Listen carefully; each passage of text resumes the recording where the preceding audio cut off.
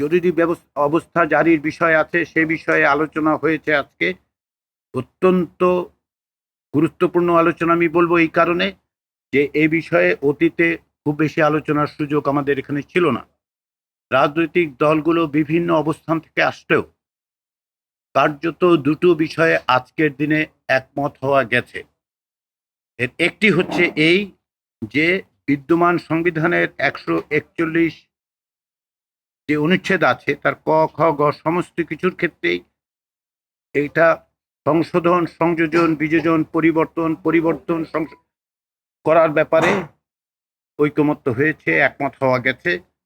দ্বিতীয় যেটার বিষয়ে একমত হওয়া গেছে সেটা হচ্ছে যাতে করে জরুরি অবস্থা কোনো অবস্থাতেই কোনো পরিস্থিতিতেই রাজনৈতিকভাবে ব্যবহৃত না হয় সেটা নিশ্চিত করার বিষয়ে ঐকমত্য হয়েছে। তারপরেও আমরা যেটা সিদ্ধান্ত নিয়েছি যে আজকেই আমরা বলছি না যে 141 ধারার অনুচ্ছেদের বিষয়টা এইখানেই নিষ্পত্তি হলো।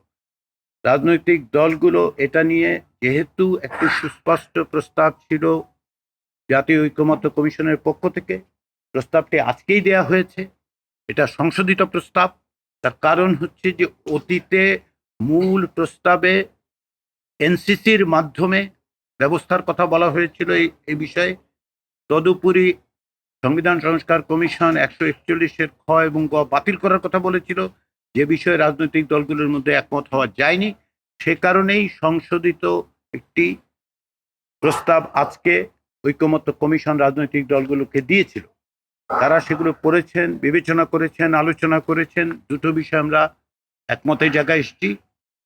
অন্যান্য বিষয়গুলো খানিকটা আলোচনার প্রয়োজন হবে।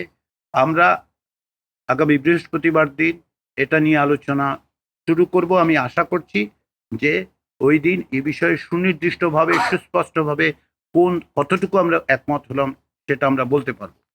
আজকে যে তৃতীয় বিষয়টি ছিল সেটি হচ্ছে নারী প্রতিনিধিত্বের প্রশ্নটি, সেটা আমরা আলোচনা করতে পারিনি সময়ের অভাবে।